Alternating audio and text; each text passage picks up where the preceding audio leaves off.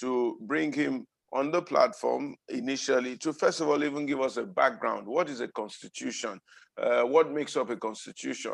And again, why a constitution is so important, even at this time, and in terms of our politics and our leadership.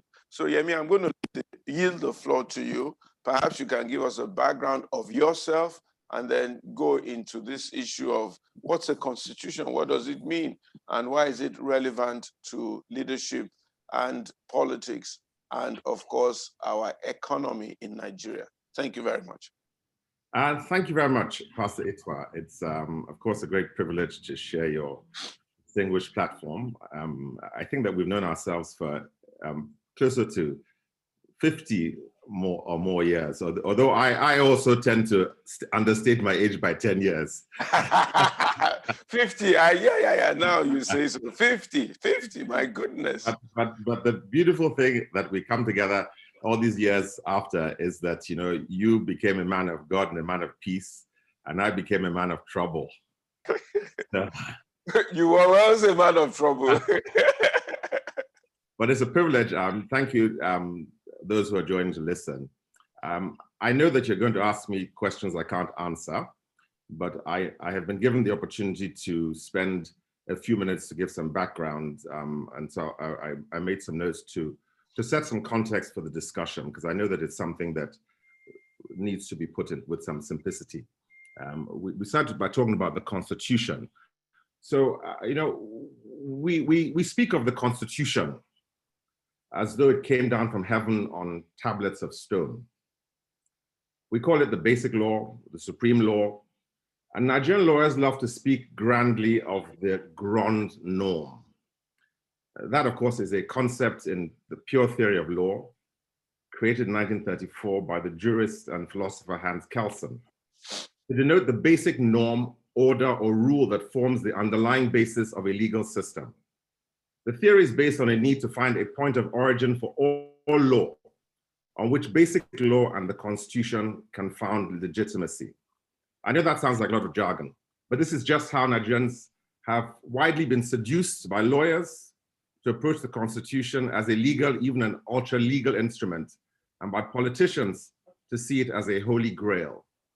Neither idea properly defines or describes the Constitution, and these seductions remove focus from the essential notion of a basic legal norm and deflect the fundamental inquiry, which is whether a constitution reveals a legitimate and effective political arrangement and whether it holds promise for a political union.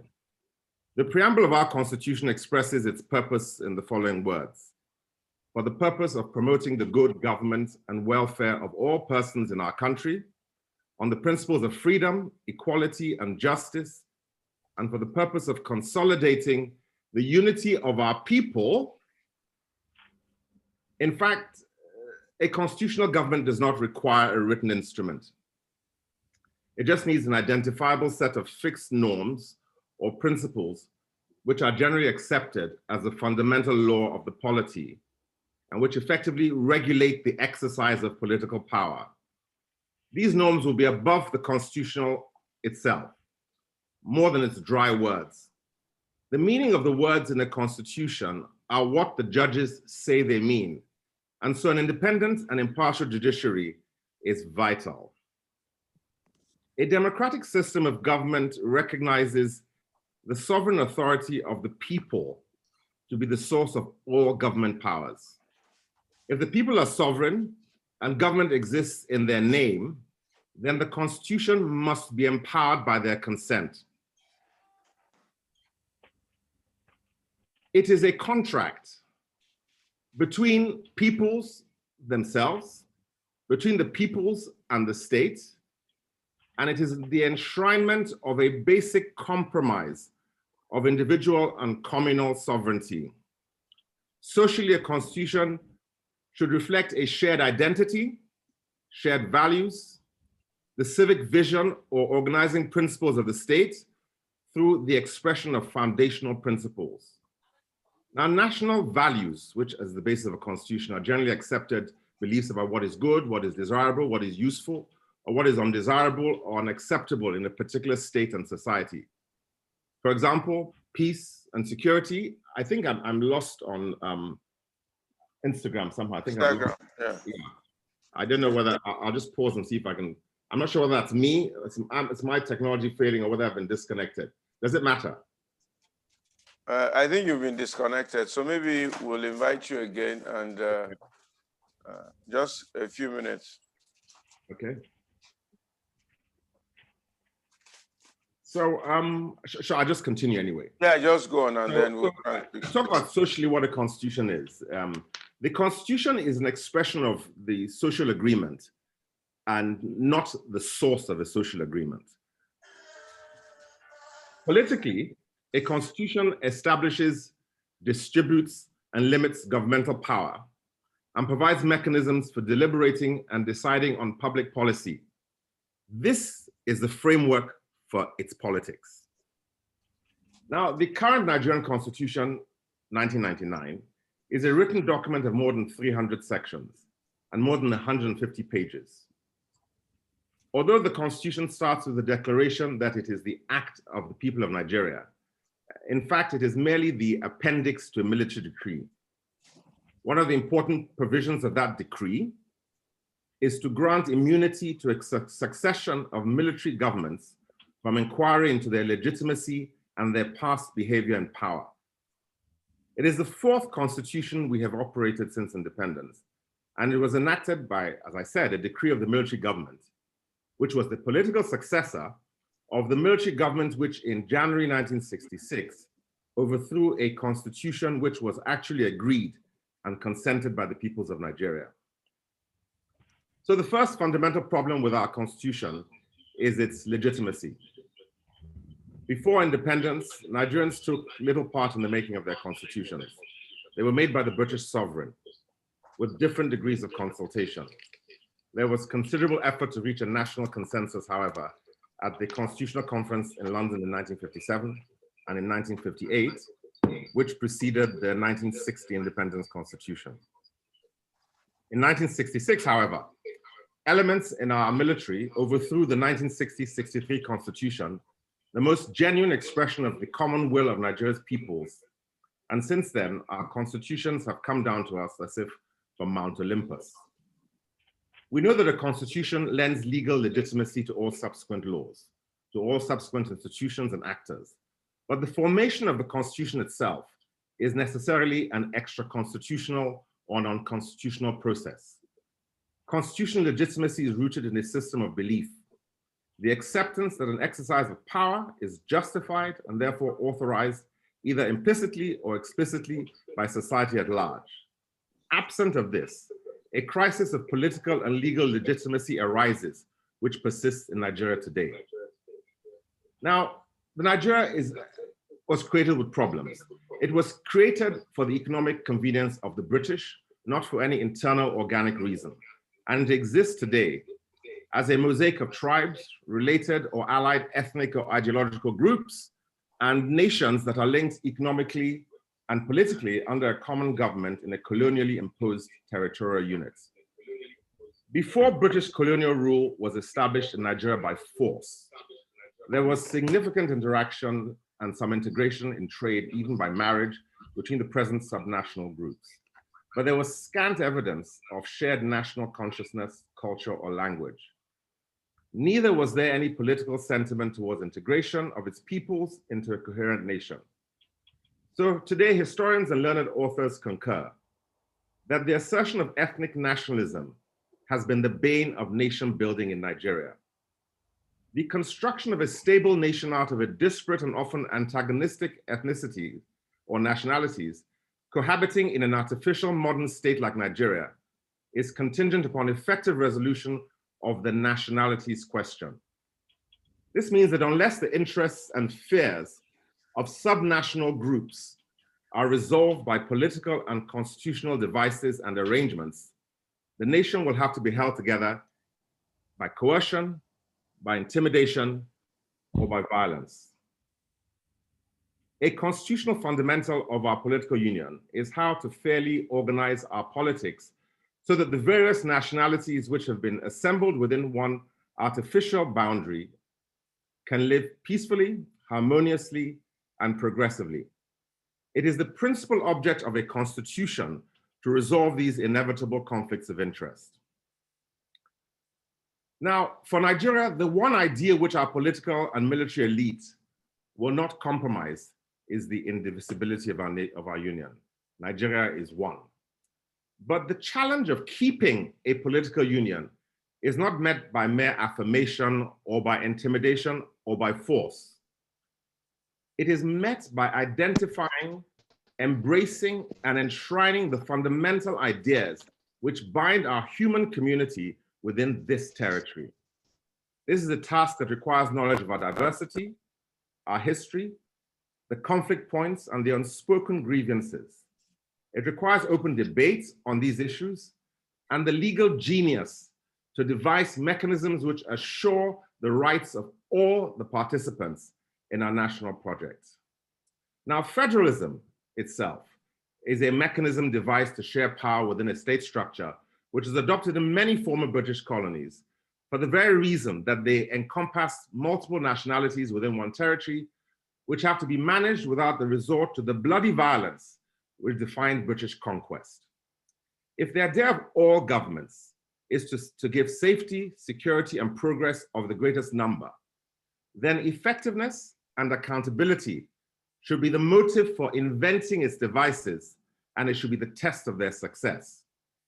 Under our constitution, state powers are shared between co-equal branches of government, the judicial power, the executive power, and the legislative power. By definition of federalism, those powers are distributed between the federating states and further devolved to local government where they can be responsive, effective, and accountable. In a federation, the criteria adopted in deciding upon the contents and modes for enumerating or residual legislative powers are largely informed by religious groups, compromises resulting from historical and socio-cultural experiences of the people. For example, while some matters such as defense, customs, taxes, currencies, external affairs are usually left to the federal legislature, other matters, primary education, agriculture, criminal law, are usually devolved. Now, although we call ourselves a federal republic, it is not clear that we are a federal union. Since the Ironsi government in 1966, this was the coup, it seems that Nigeria has actually operated a unitary constitution. The 1960 independent constitution made provision for a constitution for the Federation of Nigeria. It also made provision for the Constitution of Northern Nigeria, the Constitution of Western Nigeria, and the Constitution of Eastern Nigeria. Now, this was an arrangement which recognizes self-determination amongst the subnational unions, and the advantages of power devolution was also followed in the 1963 Republican Constitution. This negotiated political arrangement was discarded by the makers of the 1979 and 1999 constitutions to revert to the centralized and unitary structure of the 1951 Macpherson Constitution and the 1954 Littleton Constitution, which the English gave us. Now, before 1960, the issue of nationalities, that is ethnic and minority rights, was the subject of the Willink Minority Commission. Sorry, it seems that I have a note. Okay, I'm being asked whether my commentary is too complicated for laymen. I'm sorry, I'll leave that for the difficult questions area, but I just want to set the tone. So before independence, the issue of nationalities, the rights of ethnic minorities, ethnic groups and minorities, was the subject of a special commission. This has become quite famous, the Willink Commission, the Willink Minority Commission on Minority Rights in Nigeria in 1958. That commission was what advised the British government on how they would negotiate the constitutional arrangements for Nigeria. Now, that commission recognized that the issues, I'm sure I'm sorry, I'm listening to Instagram in this air, but it seems I've lost Instagram again. So I'll just continue on Zoom. Just continue. Yeah, we'll okay, try and right. research it again. I'll leave it. Okay. So it recognized that these issues, ethnicity, minorities, their rights, colored every nationalist politics and shaped Nigeria's decolonization. Ethnic criteria determined the evolution of political parties in the 1950s. Sorry, let's get this on. And it complicated the polarization of national and regional politics. Leaders of minority ethnic groups agitated in London in 1958 for their own different states. With the imminence of independence, they felt that this was the only way they would be safe in the new federation. In the alternative, they demanded for constitutional safeguards as guarantees against their potential domination by majority ethnic groups in an independent Nigeria. At the 1958 London conference, where the Willing Commission report came up for debate, the issue of state creation was most contentious. It was not resolved because it might have derailed the paramount objective of early national independence, which is exactly what the regional leaders wanted. Now, the Willing Commission recommended that a Bill of Rights should be incorporated into the Independence Constitution to guarantee minority rights through national integration. Consequently, copious provisions to protect some basic human rights and fundamental freedoms of all Nigerians were enshrined in the Independence Constitution. These rights include the right to life, freedom from inhuman treatment, freedom from slavery and forced labor, and the right to personal liberty. Others, which we know very well, the right to fair hearing, freedom of conscience and religion, freedom of expression, freedom of peaceful assembly and association, freedom of movement and residence, freedom of discrimination, and the right to family life. A meticulous implementation of all these elaborate provisions may well have protected the rights of minorities and all Nigerians effectively. But the nationalists who had promised to restore all the rights denied Nigerians by colonial power simply adopted the same tactics and subversive compromises amongst themselves in denying citizens' rights in the interests of their own political power. The insecurities of the ruling Nigerian elite in the north and in the east and in the west caused basic rights promised to be compromised. For example, the Constitution unequivocally outlawed discrimination of any person on grounds of his or her ethnic group, place of origin, or political opinion. Yet it defined discrimination to exempt, quote, any law that imposed restrictions on certain persons in special circumstances, which were deemed reasonably justifiable in a democratic society. Is that or not? Okay. Now, the weakness of this political contract was further demonstrated when it excluded social and economic rights, such as the right to education and to work, which are basic obligations of any responsible government, by making them mere statements of civil and political rights. That is what we find now in the current Chapter 2 of the 1999 Constitution, a declaration of rights which cannot be enforced by law. In reality, therefore, many of the fundamental rights enacted into the Independence Constitution and thereafter were given with one hand and taken away with the other. Nigerians needed roads, access to health, potable clean water, access to education, gainful employment, irrespective of ethnic background. But the ruling elite provided no means to secure these either through development in industry or in agriculture, and could not even provide food for the population. Since the defense of political hegemony, superiority, was the priority of regional political elites, competition for scarce economic and political resources made it inevitable that the ethnic minorities would be exposed to diverse forms of discrimination and neglect. So the legal order defined by the Constitution purports to set imperatives for political power and the management of the political contest. Sadly, the Nigerian Constitution proclaims ideals which are not reflected in our political culture. The major determinants of the political culture of Nigeria is still ethnic and religious cleavages, cultural affiliation, and political elitism, with the result that real public needs, security, health, education, and the quality of our physical environment, which should be maximized by government action, are deflected. It is not even clear, for example, that democratic government, social justice, or even the value of the single human life are national Nigerian ideals. Now, politics begins from your existential needs and extends to their defense within social and political unions. There is value in a large political union, but it cannot endure without negotiation about these rights and interests. At some point, Nigerians will have to agree on the concept of popular sovereignty, democratic representation, on religious pluralism, on our ethnic diversity. We're going to have to agree on the realities of our federalism and the proper degree of power devolution and subsidiarity. We will have to agree that every human life has value, and that it is a right that governments must defend. There are many other flashpoints: land tenure, revenue generation, the right to tax and to spend. None of these can be taken for granted, and the constitutional agitation about these subjects have not been resolved by the constitution of the politics. Now, it is in the wisdom of an enlightened government, acting in good faith for the future of our national union, to midwife a process to negotiate and agree on the political arrangement by which we operate. I know that every few years, the National Assembly dedicates a huge budget and they organize a political conference.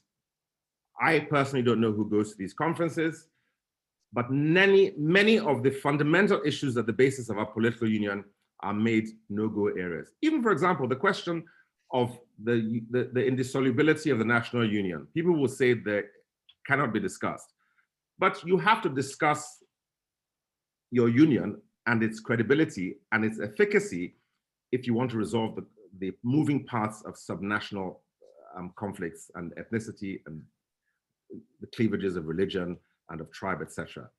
Now, unless this is done, the Constitution remains largely legitimate. The Constitution remains largely ineffective for the purpose of our political organization. And every other arrangement, every conference is nothing more than a fancy dress parade. Thank you very, very much, Yemi. You have said quite a lot and answered even questions I have not asked. And some people say you've made it a bit complicated for them, but that's okay. I think I understand the general gist of it. Basically, what you're saying is, and correct me if I'm wrong, we've had a history of different constitutions in Nigeria, starting from 1953 or 1954. Some of which were driven largely by the British, and then the other, especially in 1957 and 1958, was evolved by the three regions of Nigeria. Again, a few of the minorities were a little bit threatened by those constitutions, and we had embedded in it what was called the Bill of Rights to try and protect the interest of the minorities. But come 1966, the military came in and they made illegal the constitution that our political leaders had fought so hard to put together with consultation from among themselves and a large majority of Nigerians represented. And they turned the thing around, and it now became more like a unitary government, even though we still went by the name and nomenclature, the Federal Republic of Nigeria. And that unitization of our people led to a lot of problems and challenges because it negated in ab initio even the basis of our coming together as a nation. It negated it completely, and Right. therefore made the people dissatisfied. And it could only be imposed on us by the barrel of the gun. You did say that it had to be coercion or force or something that could do that. And from that day till today, there's been largely a lot of discontent among Nigerians, and we're just slugging together as a group of people, a lot being dissatisfied, making our political process largely even unworkable ab initio, but people are just managing. But what is a bit frightening is a seeming unwillingness by a lot of us to now sit around a table to discuss it, maybe because a few people are afraid or people are insensitive and so on and so forth. And therefore, we're in this quagmire or this log jam, as it were, of not being able to really go forward. And of course, we definitely cannot go backwards. And I think you've really spoken to the root of the challenges of Nigeria, be it political, which then leads into economy, which then leads into the well-being of the average Nigerian. Is almost as though we're stuck together in some vehicle or contraption, which many people hardly have a voice and cannot speak, and a lot of people are uncomfortable. I have one or two questions for you, and you may or you may not be able to answer those questions. Number one, was it a deliberate thing by the British to ensure initially the constitutions of 1953-54 that you mentioned were more unitary? What was their reasoning? You did say it was largely for their own economic purposes. That's one question. Was it deliberate by them? And then secondly, the military coming in 1966, was it again, did it have colonial undertones in that they encouraged the military to come in and then disrupt our constitutional process and then give us some kind of unitary constitution, which they, the British, had intended in the first place? Was Nigeria set up to fail? That's my question to you. And you may plead the Fifth Amendment if you want, but if you have any thoughts on it, I would like to know. Yeah, it's interesting. Nigeria was created as a commercial vehicle for the British economy. It suited them to extract the resources of the economy by having a form of government. I don't think they were committed to any particular form of government. What they were committed to was in having a vehicle that would deliver economic interest. And having seized control of the territory of Nigeria, and I can't overemphasize this, with considerable force. It was a bloody enterprise. I mean, we tend to forget that. And that this enterprise dislocated the evolution of several other political societies and political units. And they were brought together for this purpose. Now, the fact that control of what? I didn't get that. Of the territory. You know, okay, yes, all right. Yeah. The Berlin Conference between Europeans, I think it was 1868 or so, was a big meeting which a lot of important white guys held in Berlin to discuss how to partition Africa. There was no single African attending this meeting. But then they decided that their economic interests would be respected between themselves on the basis of effective control. So if the British could establish they effectively controlled the territory, the Germans and the French would not intervene in that area. This is what started what was known as the Scramble for Africa. The Scramble for Africa was a contest between European powers to seize physical control of African territory for their purposes, for exploitation. Now, the British were able to seize control of the territory that is now known as Nigeria through a variety of commercial entities. In fact, Nigeria was created, as a matter of fact, by Tubman Goldie and his Royal Niger Company, which was given a charter by the British government to seize control of that territory. And eventually this was handed over to the British government for, I think, £865,000 or so. So the purpose was to have the stability. In fact, all the wars that the British conducts against indigenous peoples in Nigeria, for example, the wars with the Ijebus or the wars they had with Jaja Opobo, were for the purpose of securing trade routes. If you guaranteed trade routes to the interior, you were at peace. And you find in the case of Nana Olumu and in the Warri area, the Delta, each time the British found a leader that wanted to assert independence and wanted to take on a larger share of the trade than they were going to allow him, they would destroy him. So the purpose was economic. Now, in the 1950s, there was a gale of change. The world political order was changing. And the British, Howard Macmillan gave a speech, I think in 1954, which is referred to as the winds of change speech, saying that the winds of change were flowing all over Africa, and that therefore the colonial control of African territory was becoming unfashionable.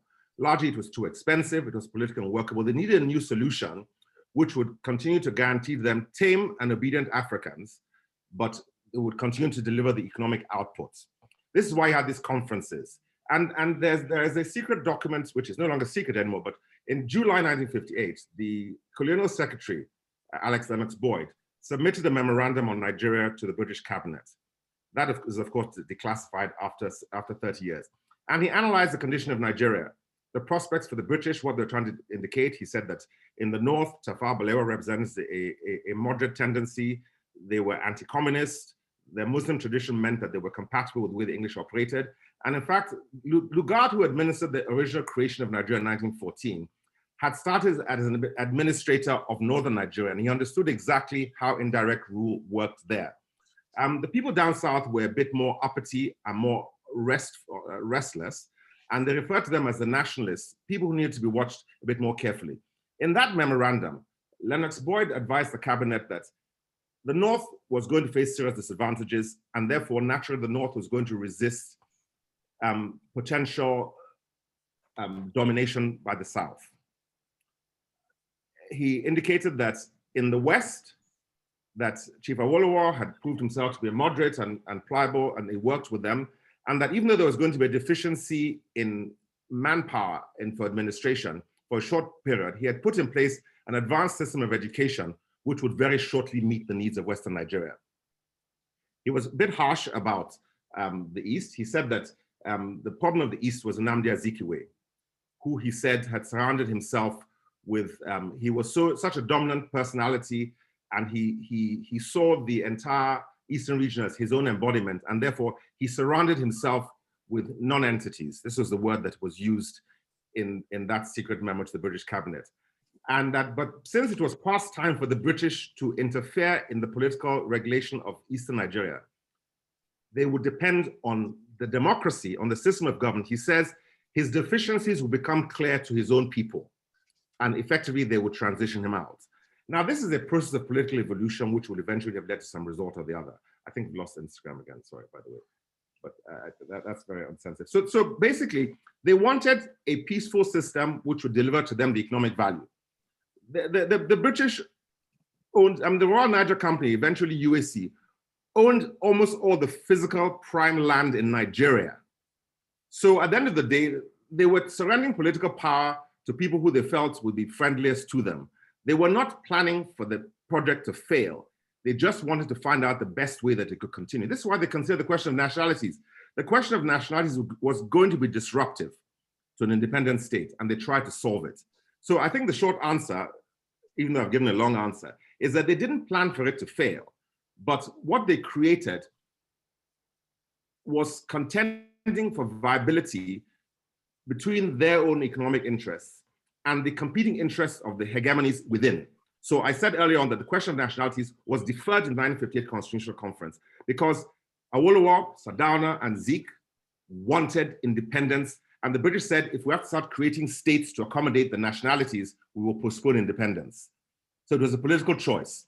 And that political choice came with the determination of the political elite in those regions to hold power against, I use the term minorities because the proliferation of states we've created in Nigeria and the never-ending agitation shows that self-determination is a natural desire. The United Nations recognizes, I think in 1934, that people who have a contiguous national, tribal, religious, or ethnic affinity want to be governing themselves. So that's what we're recognizing by creating more states, but we're not devolving power to those states.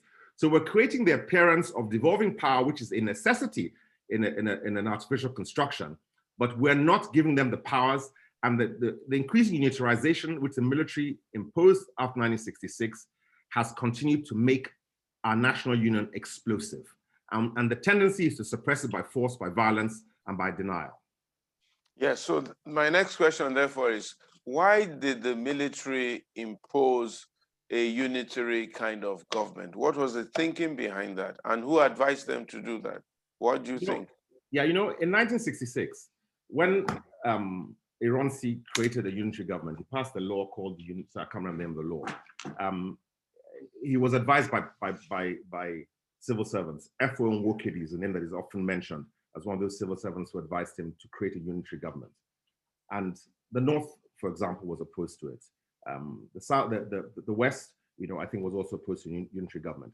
The military imposed a unitary control for the purposes of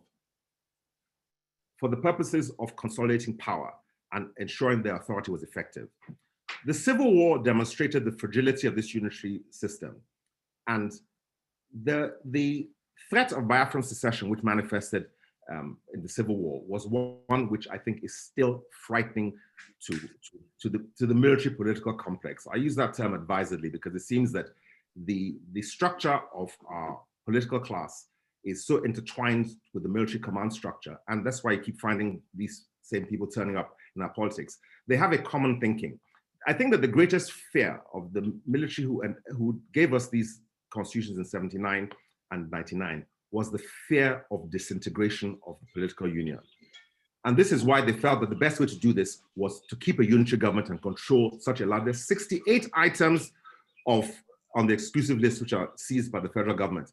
When in any other federation, Canada, Australia, India, United States, the deference is to residual powers for the states. But in Nigeria, the states have less power and they only receive what is released to them by the federation. So that unitary idea is a psychological lock on the mind of our leaders, which has not worked.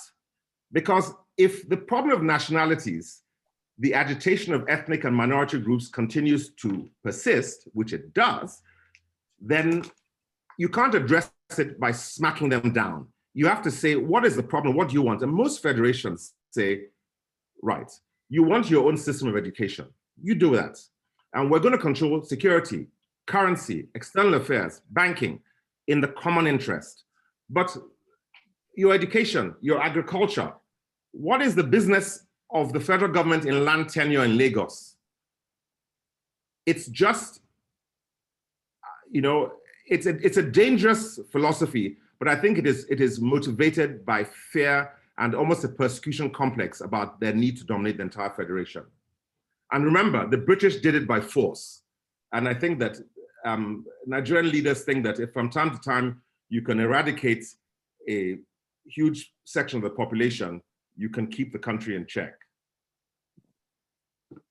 So, yeah, and I think that's the agitation for resource control. So what in your thinking, my brother, is the way forward? I mean, if you were president of the Federal Republic of Nigeria, or if you're a leader of thought, or if you're put in a place of advice to the government, how can we ensure some kind of peace that will bring some kind of stability that will also ensure rapid economic development of our nation and satisfy most of the population in Nigeria as to what will be the best way forward to make this country what it really should be? Because we seem to be stifled from a lot of places because of the kind of government we presently run. Yes. Well, the present thing is that the problem of our government now is one of pathology. It's beyond structure, but I will talk about the structure and potential devices. But the first thing I have to say is that we have right now a situation where the political elite has become used to their elitism being the only ideology. That protecting their personal economic interests is the only imperative of government. Someone quite rightly put it, that the ideology of Nigeria is corruption, because corruption works for those who hold the levers of power. They can guarantee what they want. If they're ill, they can fly to London or Switzerland in a private plane. Their children can go to school in Switzerland. They can import Brazilian beef and Jamaican Blue Mountain coffee, and they can live as if they're not Nigerians. They act like a colonial authority without the responsibility which colonial authorities took to develop the national economy in their own interest. So they don't actually recognize that they have any obligation to the polity. And I said to someone recently that it struck me when I was listening to this song, Great Nigeria, A Great Nation by Timi Dakolo, that the youth of Nigeria believe in the greatness of Nigeria, but the elite, the political elite, do not. They believe that Nigeria is a carcass for them to parasite upon and for them to extract the highest possible value, regardless of who dies. Now, if they can overcome that ideology of corruption, and they may not do it voluntarily, sometimes nations are changed by catastrophe or by disaster. We don't know what will change the trajectory of Nigerian political activity. But there are advantages in staying in a large union. We are stronger by the use of our resources for our defense. Even human society, the organization of human society from its element was that a family decided to unite with the next family so they could build a common wall and protect themselves. Defense, to guarantee security, peace, and economic progress requires that your boundaries are safe, that you're strong enough to deter external aggressors. This is a very strong value of a large union.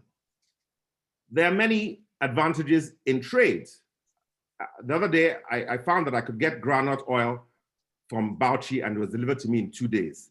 But 2 days, because there is no direct trade route or rail station, it's easier for me to get oil from London than from Bauchi, because the trade integration within Nigeria and within Africa was not considered a priority by our elites. So this is why they're now scrambling to build railway stations. Why on earth should they not have a network of serviceable trade routes between the states of Nigeria? So economic integration is valuable. There are many things we can get from ourselves. There are things that they're good at in Sokoto, and there are things that they're good at in Benin. There are things that they're good at in Lagos, and there are things they're good at in Oyo State. You cannot identify those things and embrace them unless you discuss them. You know, the fundamental problem is this boogie about Nigerian Union. If you go to a conference and say, I want to discuss the continuation of the Nigerian Union, you'll be arrested for treason. This is regarded as a complete treasonable discussion. But without putting that on the table, you cannot reassemble the nationalities within Nigeria on an order that is in their mutual interest. And such an order exists. But you have to say to people, look, if you want to have Sharia law in Sokoto and it suits you, that's fine. But then if I want to have something else in Anambra State, that's fine too. If you come to this state, you will follow. If you cross from Washington to Virginia, I used to delight in singing this line, saying, if you have an illegal weapon, exile Virginia, because the laws on gun control in Virginia are far more severe than the laws on gun control in Washington, D.C. Because every state, every local government, every county is entitled to govern itself according to the imperatives of its own security and its own progress. This is not inconsistent with the federal union. But the fear of confronting that, which is because they fear the country would dissolve if they open this to discussion, because they have not considered the ideas by which this may work, is a problem. Maybe some people, if you look up Basis for Nigerian Unity, you'll find 300 articles. I read an article produced by the War College in Washington, D.C. on the basis for Nigerian unity. Now, American guys are discussing the philosophical and theoretical basis for political union in Nigeria, and Nigerians can't discuss it. We need to have an open discussion. We need to recognize our diversity. We need to recognize that our diversity is a strength. We need to recognize that the large union is helpful to all of us, but that there has to be a political agreement. If a constitution is not a political agreement, it neither has legitimacy nor efficacy. Okay, so who would you then suggest should come and sit around the table at this day and stage and have this discussion? And how will we be able to constitute a meaningful set of people that is representative of all the groups, the interests, and the peoples of Nigeria that can sit together for a month, 2 months, 1 week, 3 days, 4 days, 1 year, and really unearth all these things? And do you think that we will come to a safe landing, or will they again scatter the table, fight one another, tear one another's agbada, and break all the maces, and then come back and there's no conclusion? What really do you think can happen? Are we mature enough in Nigeria to have a useful discussion? Even in my state, Edo State now, the whole place is almost going on fire just because 1 or 2 people are trying to protect what I largely call personal interest. You know, this issue of personal interest is almost overwhelming. And I think you got it spot on with the issue of our political elite. This way of Nigeria seems to be working for them. Houses in Dubai, houses in London, big accounts in Switzerland, control of national resource to the detriment of the population.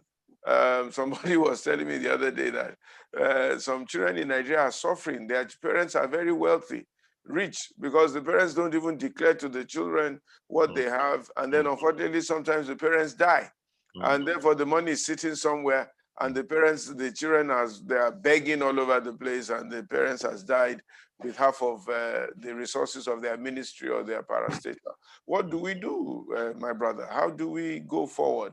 Because everybody's a bit afraid, I think. Yes, Edo is a good example. In the political contest in Nigeria, taking power is a do or die affair, because if you don't have power, you do die. One of the fundamental things about having a genuinely effective Bill of Rights is that everybody's safe. The safety of every individual means that if I have a land in Edo State, no governor can remove it from me without due process, without the rule of law, without due process, without a recognized and settled political order, whose upturning would create a collapse of society. I'm not safe. I need political power, because if I don't have power, I can't get my road fixed. I could come here and find the wall to my house. My house has been walled off. So politics is actually a do or die affair. But if you recognize individual rights, and we had an independent judiciary, which was one of the recommendations of the Willings Commission. It said, solve the problem of nationalities, you need a Bill of Rights and a strong and independent judiciary. We do not have a strong and independent judiciary. The Nigerian judiciary is quite politically compromised and is largely ineffective for the purposes of enforcing the rule of law. But assuming you had a great leader who had the political will, who had a vision for the future, an understanding of our history, and a desire that his grandchildren and great-grandchildren would continue to exist peacefully in this nation that he says he loves, then I would advise him, we have to recognize for practical and political purposes that the current sovereign is the National Assembly, the federal government of Nigeria, and the judiciary. The present constitutional structure, whether it's legitimate or not, must be accepted for the purposes of political movement. You have to ask them. I don't want to say if I was president of Nigeria, because I was joking a few minutes ago and someone said, forget about it. But assuming you were, so you have the will, I then say to the Attorney General, look, we need to reestablish the constitutional legitimacy and the strength of our political union. I'm sending a bill to the National Assembly. I'm asking the National Assembly to enact a law for the creation of a constituent assembly, whose creation would suspend their right to discuss the constitutional arrangements. And that constituent assembly would present a draft constitution based on negotiation with the peoples of Nigeria. And the National Assembly would pass that constitution, dissolve itself, pass it to a referendum. If it passed 60% majority, the National Assembly would pass that constitution, and by the act of passing that constitution would dissolve themselves. The federal government would be dissolved to act on the basis of the new constitution. Now, that is possible, but then you then ask me who would constitute that? Well, the selection of political representatives is also a hotly contentious matter. It is hardly possible to believe that any elected official has reached there by a plurality of votes. We have judges deciding elections, which is by nature anti-democratic. The very idea that a political contest, which should be decided by the people, is decided in the court, is anti-democratic, it's inconsistent with the Constitution, and it is damaging to the pretense of political legitimacy. So if you want to find, they then have to guarantee for themselves, and this requires will, because really, look, you can't run an election without the manipulation of the forces of law and order. If a president says that we're going to have a constituent assembly based on every state or every nationality sends one, we'll do the population. Population is a good test. The North produced 51 individuals. The North can form a meeting and decide. The Territory of the North was a natural contiguous political unit for some time. We will decide how we will distribute that. We will appoint people, 2 from Bauchi, 2 from Sokoto. It must be approved by the National Assembly if it is fair. Not everybody can be represented. The Southeast, the South-South. And they create a body of constituent actors who are coming with the consent of the people. we say that our constitution is based on the American Constitution. It's such a joke. First of all, the American Constitution was created by states. The American Federation was created by the states. It is a union of states agreeing to cede specific powers to the federal government. And they determined that in their interest, and this then if you look at the Federalist Papers and all the discussion amongst the constitution makers in America, they discussed in great detail what were the advantages of a political union to defeat faction and violence and crisis in the nation. There was a reason why they came together, and they agreed that we will give the federal government these powers. In Nigeria, the unitary state which the British created is what created the states. And so it's giving bits of power to the states only insofar it doesn't affect the control of power and resources of those who control the federal government. This is a deception which is not sustainable in the long term. Well, it is sustainable for some time with violence and intimidation. But if you have a genuine constituent assembly, they will negotiate a basis of union.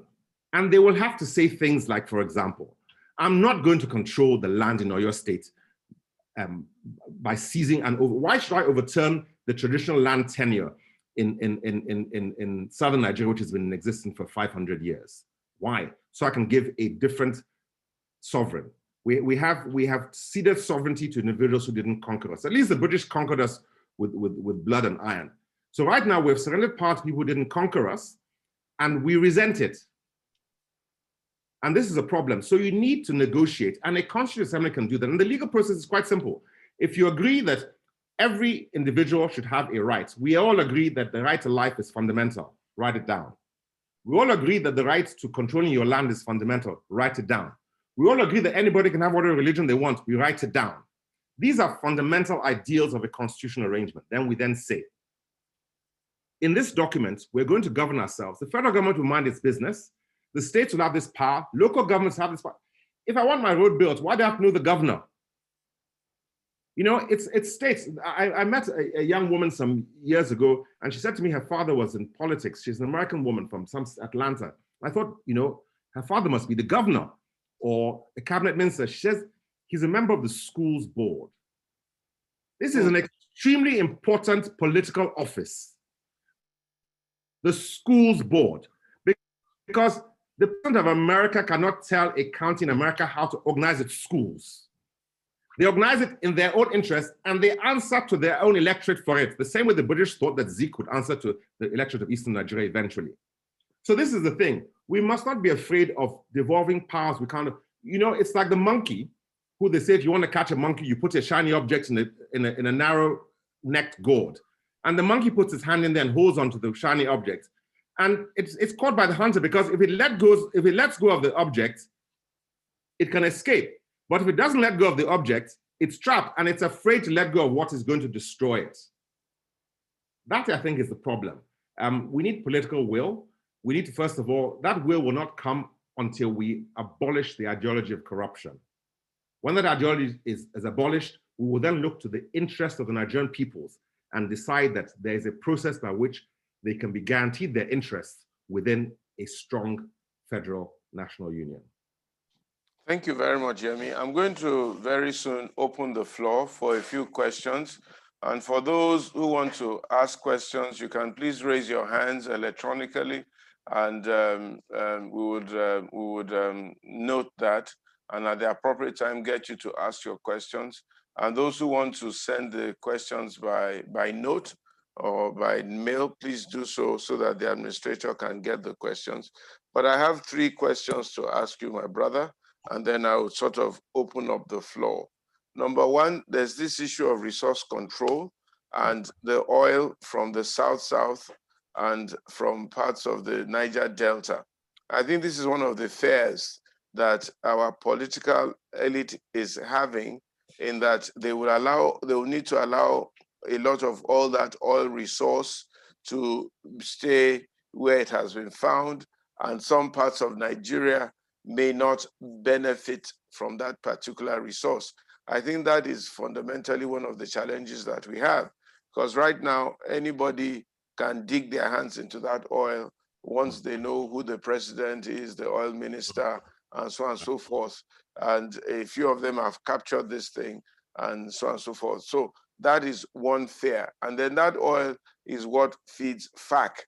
So FAC gets the money from oil and gives something that they like to the states. That's number one. How do we overcome that? And I think what I'm hearing you saying is that really what we have in our hands now is a new war of independence. We're just really beginning now to fight the real war of the independence of Nigerian people, okay? And we need to have the willpower to find that. The third thing, and I want you to please make a note of it, is our census. Our census in 1959, 1963, I believe it was. Some people say it was not a genuine census, and it has given weight, undue weight to some parts of Nigeria and giving some parts of Nigeria unfair advantage. In fact, there was a video that was circulating on WhatsApp by a gentleman, I forget his name now, who said he was in the colonial service in the 50s and seemed to give a background. I don't know whether that video was fake or real, but it was an Englishman speaking and giving the background to how the census figures in Nigeria were manipulated, let me use that word, to benefit a certain section of Nigeria. And then Harold Smith, yeah, he called himself Harold Smith, the gentleman. I hear he's since passed on, I'm not sure. And then finally, Yemi, how do we find a truly great, visionary, bold, and courageous leader in Nigeria? What process can we go through to find that kind of person?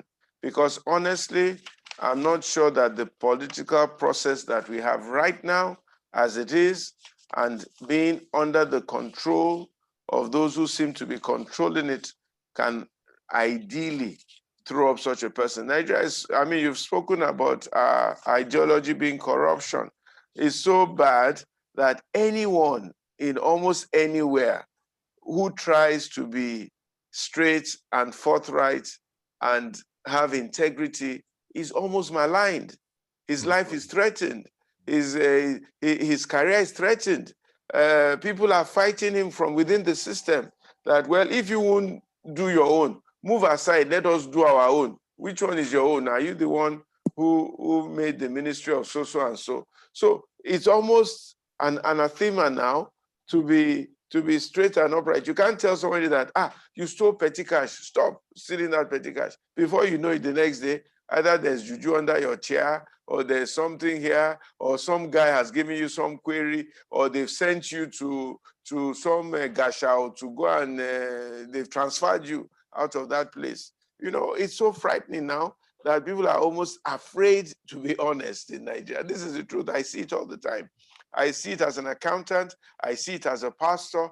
I see it as a man who has the opportunity to counsel and encourage a lot of people. Even today in my house, before this meeting, somebody came to me with this same sort of problem of how they had been threatened and maligned and abused and their resources taken over simply because they tried to be honest people. Well, according to them, I wasn't there, but this is the story they gave me. So I have these four questions for you, and maybe we'll really vote for you to be president of Nigeria because you say, then I'll be your pastor. Pastor to the president. Honestly, well, we find a good man to really run this country. Thanks for that. I'm trying to be president of my house. That's a big challenge already. I can't get. You have no problem with being president of your house. I know your wife very well. I know she's not contesting anything with you. So I remember that one of the questions about resource control, the other is about the census, another was about leaders. I think I missed the second question. One is about finding a great leader for Nigeria. The first is about our oil and resource control. Yeah. Then one was about census. What did you think So that's three about things. the census. That's three. Maybe you should just deal with All those. right. Well, first of all, the resource control. You know, it's again a case of the monkey putting its hands into the gourd. People have fed fat off the oil of Niger Delta, and then wherever oil is found, it's easy money, and it's been the destruction of our economy, and to a large extent has lubricated the corruption of our politics. But you know, something that I always remember when we talk, I used to make this joke many years ago. This oil, you know, oil is going to have its time. You know, eventually, oil, you're going to use it for cooking, the oil in the ground. You know, I was reading some years ago the book by Yuval Harari, Homo Sapiens. Many people have read it, and he said something which really struck me about the transition, this disruption of technology, and the advance of human economic ideas. He said that the Rwandans invaded northern Congo to seize the cobalt deposits. They invaded territory with their army to seize the cobalt deposits.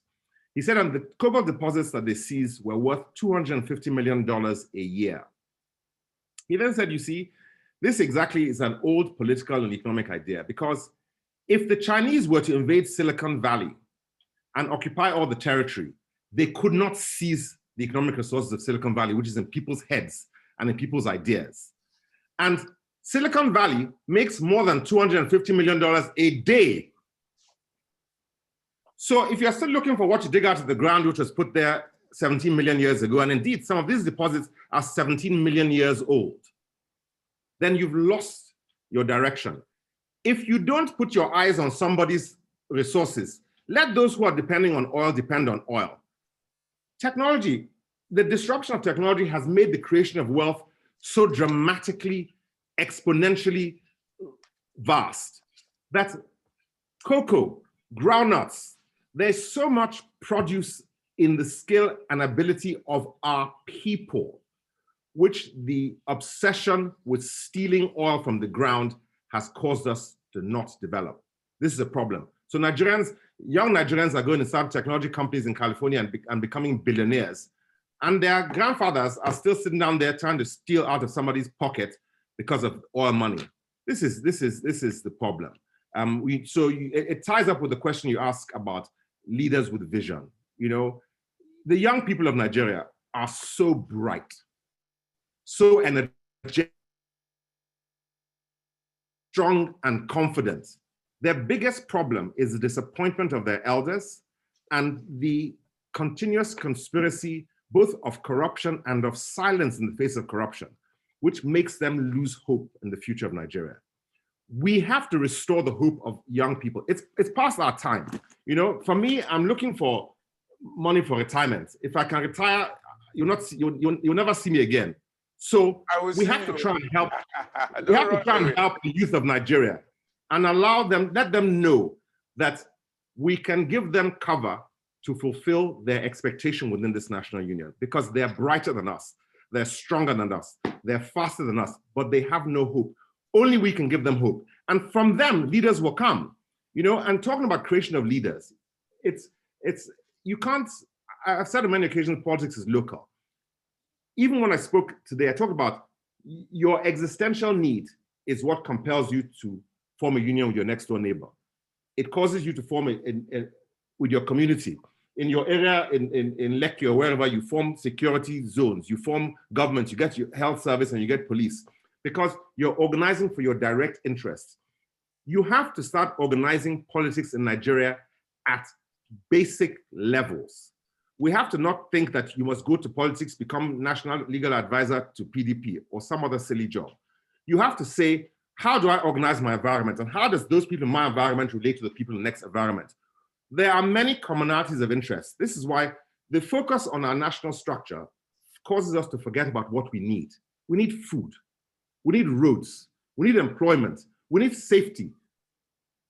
If we concentrate on those elemental parts of our political needs, we will find a commonality with people from Lagos to Okigwe to Katsina. There are people in Katsina who are not eating all money. And the people who are not eating this money, the political elite is not more than the majority of Nigerians. At some point, I say, nations, the tragedy of nations can be changed by anything. A climate of fear can be changed by catastrophe. I'm a student of the French Revolution, and I remember one of the expressions that was used there was that eventually the fear and hunger of the people made them brave. And it could happen in Nigeria. Maybe we're too well fed, but there are a lot of people 100 yards from where I sit who are hungry enough to kill me.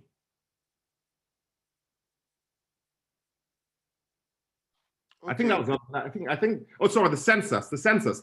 Now, census is important because it's right from the time of the British, they used census as a device to allocate resources of the Union. The book by Dele Ogun recently called The Fatherless People analyzed part of that construction. He felt that the British political power wanted wanted political power to rest to the north. And this is one of the reasons why when they organized the referendum for Southern Cameroon, or was it not, that they wanted to be excised from the north because it created a dislocation in the homogeneous power unit that they had in the north. So this was their plan from the start. And there are many stories. Brian Sherwood Smith, who was a district officer in the north for 57 years, wrote a book. He analyzed it. The Northern People's Congress was created in his living room. And this was the intention. And there's this anecdote, I'm sure only partly apocryphal, that when the 59 census came in and Tafawa Balewa took it to the Sadan of Sokoto and showed him the figures, the Sadana looked at it, looked at the bottom line and said, and passed it back across the table and said, you need to try again. So the manipulation of census has been fundamental to political organization in Nigeria and that was an intention of the British. And they did intend that. But even with that, you cannot maintain authority over territory that you do not physically dominate without consent. You know, during the whole Abacha thing, everybody's afraid. This is the problem. Fear is the problem. The Nigerian philosopher, Fela Nicola Kuputi, made this point. My people too, they fear. And he was a philosopher. And when we had these Abacha riots, one of my juniors came into the office and said to me something which just struck me as so deep. He said, they are running from soldiers. I said, yes. He said, Oga, if you line all the soldiers in Nigeria from Wharf, can they reach mile 2?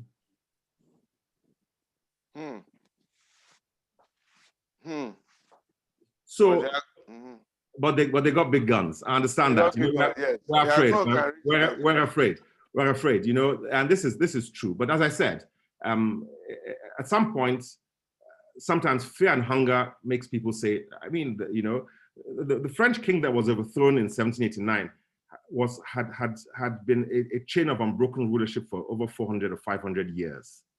When they told him that there was a revolution, on the night that they stormed the Bastille in France, the Duke of Liancourt went to the king and said to him that they've stormed your prison in the Bastille. The people have overrun your defenses. He said, oh, but it's a revolt, isn't it? Because we have these revolts. We send the soldiers in and we kill them all. And the Duke of Liancourt said famously, no, sir, it's not a revolt, it's a revolution. There's a difference between a revolt and a revolution. And the elite never sees it coming. The history of the world teaches that the elite never sees it coming. We'll be sitting down here eating bacon and eggs or cannelloni and seafood and drinking Chardonnay, and then disaster.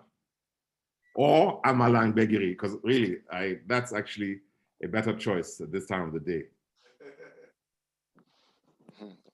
I pray not. My pastor's job is to pray, but if that's what we need, then that's what it is. Let's talk finally about the judiciary. You talked about the independence of the judiciary, and I think this is right up your alley.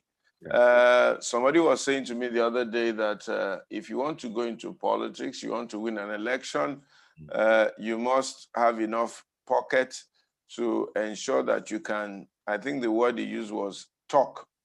Let me use that word, talk to the poor, talk to INEC, and talk to the judiciary. What has happened to our judiciary? So, Pastor, you know, my assistant here has been sending me these notes saying, are there no women in this meeting? Because really, it's very important for women to express, you know, that there are two untapped political powers in this country, which will be its redemption: the youth and the women. And there's a history of women's activism.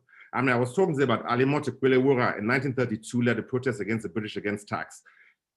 Fumla Ransome-Kuti in 1948 drove the Alake of Abeokuta out of his throne and forced him to abdicate over tax. Margaret Ekpo, variety of these, Efusheto and Niwura, Madame Tinubu, these were strong political leaders. Women in our history have traditionally been the strongest political leaders, and very often the least corruptible, because they're thinking about their children, when men tend to be thinking about what's in front of their face. So it'll be great. I hope that we hear something from a woman. But as far as the judiciary is concerned, you know, I come from a judicial family, as you know, and very often when I say things about the dire situation in the judiciary, people will say to me, very often judges, you know, who have not thought far enough will say, but you are one of us. And I said, no, you're not. I was in a meeting some months ago where such a sentiment was expressed. And I said, these people we're talking about are not judges. They are contractors for justice. And the fact is that the Nigerian judiciary is deeply corrupt. And I say this with regret, because honestly, I know 10, 15, 20 judges who are righteous, diligent, courageous, but they will never be made a chief judge. They will never be made a president of the Court of Appeal. They will never be made chief judge. They will never go to the Supreme Court, because the political control of the judiciary requires the consent of the heads of Nigerian judiciary, and they are complicit. So they do a great disservice to many judges who went there to administer law and do justice. And I always have to say this, because when I talk about the judiciary being riddled with bad eggs, I know, I apologize. There are many judges who are strong, courageous, righteous, intelligent, and diligent, but you will not hear of them.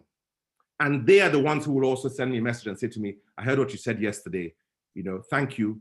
I wish my chief judge would listen, or the president would listen. The Sharia court in Kano State is doing virtual hearings because technology requires it, and the Lagos High Court is not yet doing. The Court of Appeal in Nigeria is not doing virtual hearings. The Supreme Court of Nigeria is not doing virtual hearings. The High Court in Ghana, in Gambia, the Kenyan High Court is doing virtual hearings all through. And the economy of Kenya is smaller than the economy of Lagos State. The economy of Ghana is smaller than the economy of Lagos State, and yet the judiciary is functioning because the political elite believe in the rule of law. Our leaders don't believe in Nigeria, and they don't believe in the rule of law. They think the rule of law is going to deprive them of their capacity to steal resources. So they have to co-opt judges who are complicit. And on many levels, I think that judging is a spiritual task. You know, when I have to give decisions, it's a matter of conscience. I really feel, I sit as an arbitrator, I've sat as head on medical and dental tribunal. It agitates me. I told someone the story. On one night, we had to strike off a doctor because of a judgment I'd written for the medical tribunal. I couldn't sleep throughout the night. It so troubled me. I got up 3 times a night to reread the judgment to be sure that I hadn't missed anything and there was no way out, because it's the judicial office is a spiritual office. But when you have a situation where someone will tell you, like I was told recently, that a certain senior advocate of Nigeria controls 30% of the judges in the federal high courts, and I'm appearing before one of those judges in a case against him, how on earth am I to have any confidence? How is the ordinary man to have any confidence in the judiciary? It is the judiciary's job to inspire confidence in its own work product. It is not my job to say nice things about them. It is their job to build a judicial product which we can be proud of. And that requires independence, it requires courage, and it requires the rolling of heads in the judiciary. On that day, when the drums will start, they'll have to take, like they did in the French Revolution, some heads with horsehair wigs. Interesting. We'll take a few questions. And now that you've mentioned women. There's an Aisha Umar. Aisha Umar, she's also a great friend of mine. I think she's calling in from Abuja. Yeah, she's going to ask for an easy question because she's a friend of mine. Aisha, make it an easy question, please. Aisha, ask him a difficult question, Jerry. Let's hear Aisha. Yes. Please unmute yourself, Aisha. Thank you. Hi, everybody. Aisha from Abuja. Hi. I just got back from Maiduguri, spent a week there. I'm a politician, I'm a farmer, and I'm also involved in humanitarian work. I'm also working very closely with our governor. I've spent a lot of time there, and my own assessment of what is going on or what we have is a little different from the perception out there. And this is the same in Kano, same in Bauchi, and a lot of the northern states, especially the Northeast. So the first thing I have to say is that there's fear about talking about unity and all that, but I think we need to disabuse perhaps or educate the northern stakeholders, if you like, about actually the resources, the abundance of resources. There's actually or an informal economy as well. If you go to Borno now, you go to GRA, the houses that you've seen are better than the ones in Ikoyi. There's marble, there's everything, they're living, I mean, we have grapes, apples, this and that, because we have these neighboring countries and they trade with us. We trade beans, we trade rice, we trade food with neighboring countries. People trade with, so these are things that are not captured formally. So when you see the figures, I think the National Bureau of Statistics or your Ministry of Finance, it's the formal economy that they're presenting. And if you see, we're very informal in the North. So what you find is that you will find very low levels. The poverty is low, this poverty is high, sorry. So if we can get rid of the almajiris and also improve on education, I think in terms of the fear of resources, I don't think we should worry at all. And we need to tell the North that. The second thing has to do with this conference. I don't want to go into the economics. All I know is we have not commercialized our resources and there's an abundance of it. So we should come out and talk about it. And if you talk about the resources, when you're talking about your national conference and you merge it or marry it with this, what I've just said now, I mean, have a very powerful presentation, a better one than what I'm saying. The economists should put together something and show the North, and then have that conference, and then let us start talking about having a proper federal system. So that's that. So my question is really for Pastor and the people who convened this meeting. When are we going to start? Because we don't have time. Aisha, I'm glad that you raised these questions and you made these points. We're ready to start, and that's part of why we're having this group. And I'm happy you showed up here. And since you seem to have some kind of understanding that there really should be no fear, and there's a very, very great economy and resource in the North, we're going to sit down maybe with you and champion an argument and a discourse that we can sell to people up there so that everybody can really calm down. There's more than enough all over Nigeria to make everybody truly, truly happy. And some parts of Nigeria could become, I don't see why Kano cannot become a Dubai or Kaduna, the same sort of thing. Those people in Dubai, they don't have half the resource that we have in the North, but they've built a very strong economy. And like Yemi said, you can't steal the resource of the Silicon Valley because the resource is in the mind. And that's the greatest resource ever. And one of the things you need to also think of, Aisha, is education, especially in the North, okay?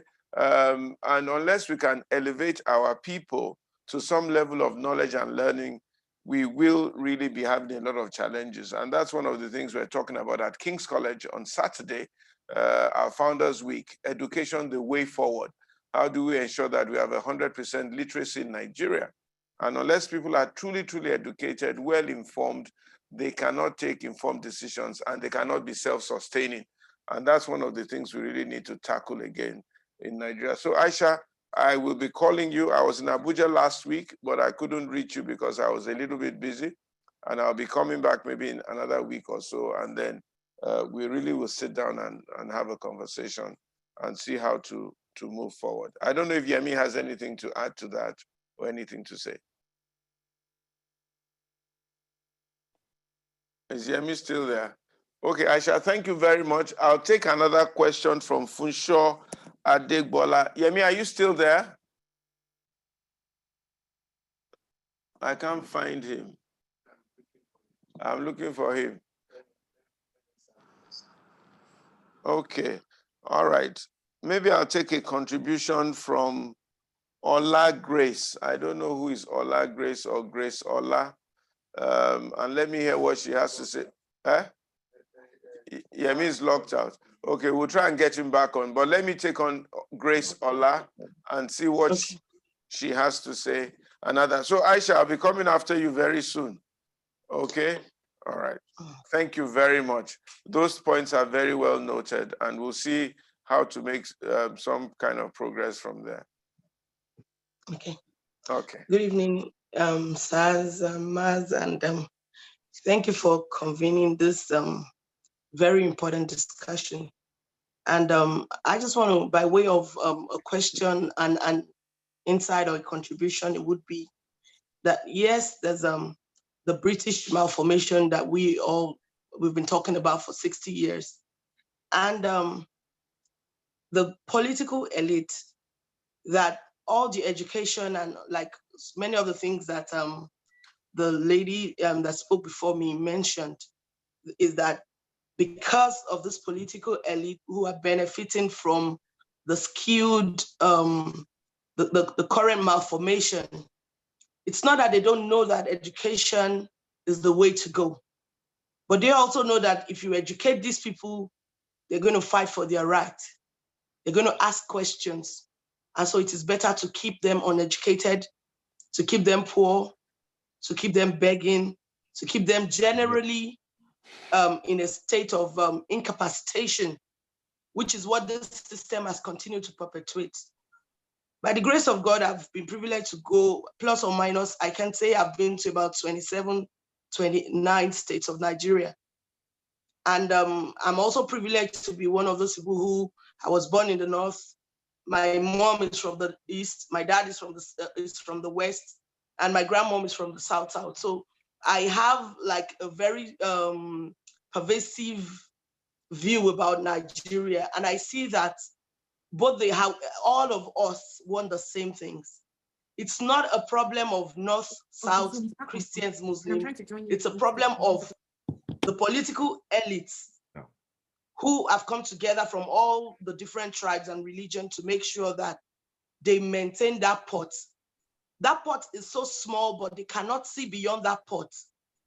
And they are not willing to allow anybody else, because that is how they maintain their structures. And Sama, as a youth, from my experience schooling in the North, and some of the things that we've had to try to do to see if we can break this mold, what I know that we will need, that from experience and from my little understanding, which I would appreciate if more light can be shed in that, is that we will need to build systems and structures outside of the current existing political systems and structures. And those systems and structures have to be relevant in a way that is going to allow for people to think outside of this box that we've all been put into and forced to work with. It has to be relevant enough to create an aggregation of thought process in politics, in arts, in education, in different areas. If the youth are going to, I can say I'm a youth. Yes, I am a youth compared to many of the people that I see here. The structure has to be strategic enough to be able to meet, to have a short term, a medium term, and a long term view. For example, we're talking about this elites.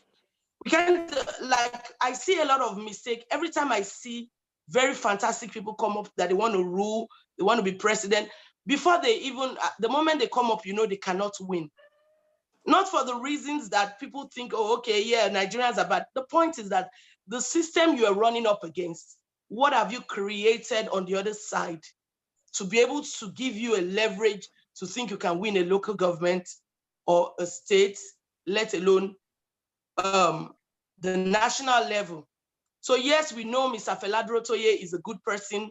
We know Mogalu and all the big names, Mrs. Kwesili. These are all fantastic leaders, but they don't have the structure. So it has to be sustainable. And then we need to be able to create a system in our youth. Because right now, what the youth have been made, we have been made to believe is that there is no reward for hard work. So we are a generation of people now who do no longer believe in hard work. We no longer believe in delayed gratification. We no longer believe in intelligence. You find out that what attracts our generation and the generation behind us is, you can't find them in this kind of forum, too many. They are more interested in quick wins. So we need grit, character, vision, and some other values that have been lost to be restored in a way that would be bringing out more youths that would, because these leaders, that when you said the youth, yes, we have them, but we've been wrongly wired. So the leadership, even amongst us, we have people who have attained and gotten positions in Abuja, and all of a sudden the story changes, the song changes. They now all of a sudden believe that Nigeria has become good since they got there. So, Sir and Ma, how do we create those systems, the structures that would help us to have a short, medium, and long-term view to the change that we so much desire? Thank you very much, Ola. Yemi, I don't know how much of that you heard because you were a little bit off when she I'm sorry about that. Yeah, but one of the things she's saying is that the government that we have, or the political leadership that we have at this point in time, doesn't seem to have done much, and they don't seem willing to do much. So the question is it possible to create an alternative system that will change values, change attitudes, and encourage the youth? And she says that the youth, they have no regard for morality or ethics, and they've been trained that there's no reward for hard work. There's no use working hard. And even some of them, you won't find them on this sort of fora. And some of them, they're more interested in quick wins. And then also some that have had the privilege to be engaged politically. Once they get to Abuja, their story changes, suddenly Nigeria becomes a wonderful place. What do we do about creating an alternative system that will help develop a new Nigeria and sidetrack, as it were, the political elite? That's, I think, her question. I don't know if you have any thoughts on that. Yeah, yes, thanks very much. You know, I was speaking a couple of days ago about the invention of politics in Nigeria, and I was speaking, I think, Yes, I did. Yes, I wanted to, sorry, I missed your earlier slide in which you showcased, I hope, similar projects that these entities, especially your preferred, recommended. I think she's on another meeting. Yes, I think so. Okay. Anyway, so the point I was making is that I was talking about the invention of politics. You know, I spoke about the role of women. Historically, the role of women in our politics is a settled fact. But the youth of Nigeria invented politics in Nigeria. You know, the Nigerian youth movement was the first political party in Nigeria. These people, when H.O. Davis was 29 when they started the Nigerian youth movement. The Borno youth movement, Abubakar Imam, these were young boys. Aminu Kano, when they started the Northern Urban's Progressive Union, they were young people. And they were confronting a sovereign that was more powerful than the one we confront today, just by the way. But then I guess the political monoliths that we confront today are violent. They're threatening. It seems quite clear that anyone who wants to contemplate politics in Nigeria at that level needs to take in mind that he will be at physical risk. But it's easy for me to say, but no nation is built without sacrifice. And if you're not willing to, I think that the Yoruba said, if you aspire to your father's title, you must not be afraid of sudden death. So the fact is that one shouldn't be afraid. Why? Not just the sacrificial element, and not just because you can make a change and because it's your future, but because there is safety in numbers. We need to encourage youth and women to participate in the political process. First of all, everybody should get a voter's card, whether you think it's useful or not. You ought to, the devices by which people can organize, you must, all political organization must start from a local level. If you're a thief, you should try and get to the PDP National Executive or the APC National Executive. If you want to change your environment and improve your immediate environment, you will do so in small groups of people who think like you. They can be found. And what will happen is that you will then find that there are commonalities with other groups. You have to build these points of light. If all of us on this meeting have voters' cards and all of us meet with our friends and talk about a pure political idea for the future of Nigeria, it's compelling. If you are young and you have an idea and you go to Pastor Ito and say, this is what I want to do, he will give you advice. And you need that advice because he has seen things you haven't seen before. He will tell you not to go out on the day of the Oro Festival, for example. So those are important things you need to learn. But the fact is that we have to work together. You know, I consider it to be a responsibility. On a lawyer's platform recently, someone said to me, your generation haven't done very much. And I said, you're right. You know, I wasn't offended. I said, you're right. We're trying to do something now. We're trying to participate. But I said, the more important thing for you is to consider what question your children will ask you. It's for them. Many of us can go and live on the Costa del Sol or somewhere else. But this is a country, whether you like it or not, that we have that has a preferential claim on our loyalty. Whether you have American citizenship or EU citizenship, this country has a primary preference on your loyalty. And our children and their generations find some commonality in our values, in our music, in our culture, in our history that are useful for edification. You can see the things that we have done. We are a great nation. We are a great nation. I said the leaders don't believe it, but the youth do. And some of those who are not in leadership have to combine with those who have to combine with the youth and with the women and other political interest groups and try to create I was going to say a third force, but that sounds very threatening. But you have to create pockets of political interest with which can mutually identify the commonality of their interests and can be committed to the national political union. I think that can be done. It's basic local organization. It's local. President Barack Obama was a local organizer. When he started, they mocked him. He said, who is he? He was running against people who were senators, said he's a local organizer. A local organizer knows exactly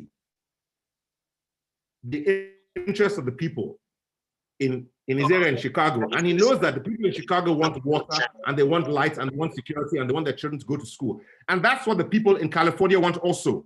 So Aisha is right.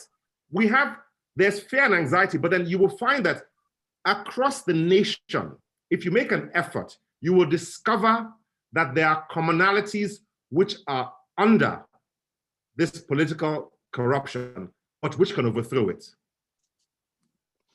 Okay, Yemi, thanks a lot. There are a few questions here sent in before we take on one or two more people on the platform. Mr. Tola Mobuluri, who also was our guest on this platform, says, we don't need a new conference.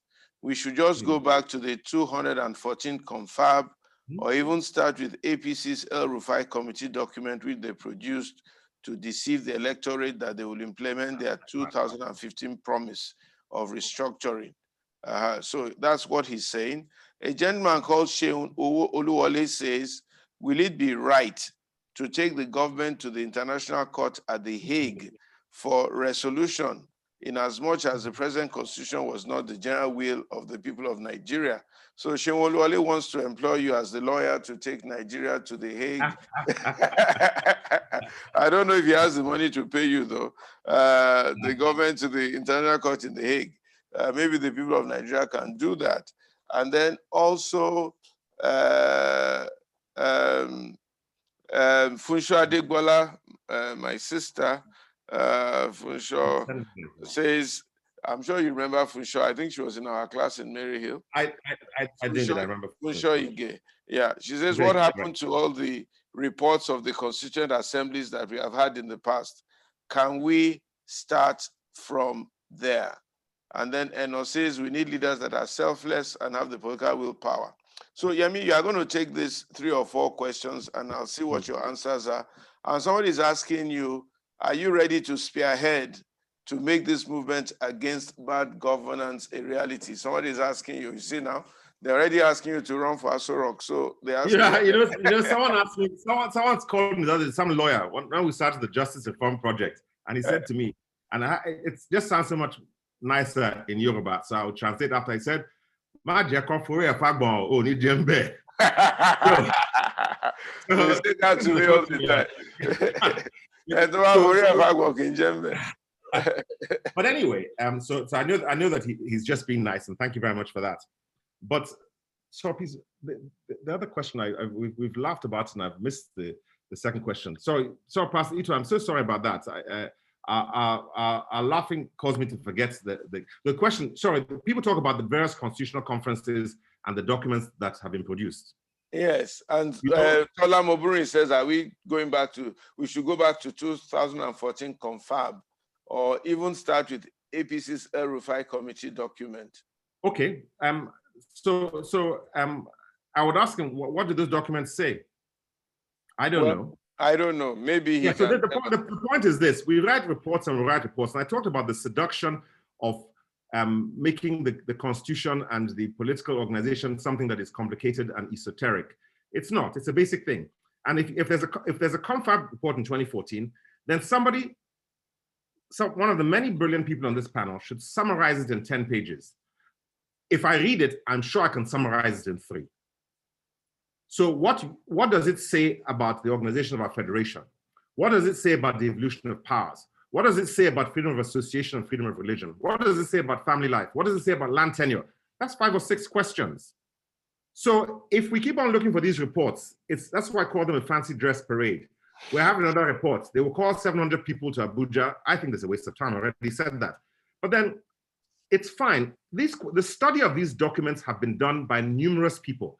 Honestly, if you Google right now, basis for unity in Nigeria, you will find 17 to 20 top-notch scholarly articles analyzing the issue.